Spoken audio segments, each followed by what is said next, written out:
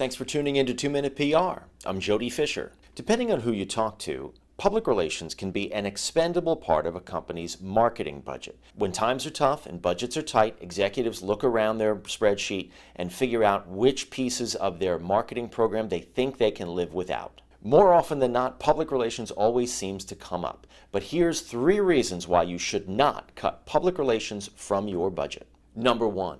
Earned media can make a major impact. When you read an article in a newspaper, see something on TV, that has the brand of authenticity, what we refer to as third-party endorsement. Earned media increases awareness about your brand, and it comes with that added punch of authenticity from a trusted news organization.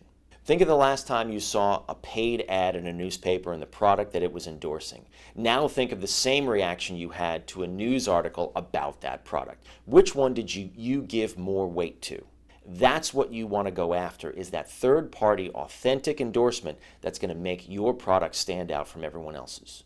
Number 2, public relations is nimble. If you have something that comes at you out of the blue, nothing pivots faster and better than public relations. Marketing campaigns are fantastic, but they take time. When you need to pivot quickly with your message and tell a new story about your brand, nothing does it better than public relations. Number 3, crisis. They always come up sooner rather than later, and everybody has their own version of what a crisis is. You need an experienced public relations person on your team to respond to crises, to navigate through them, and to have your brand come out the other side looking just as good as it did going into the crisis.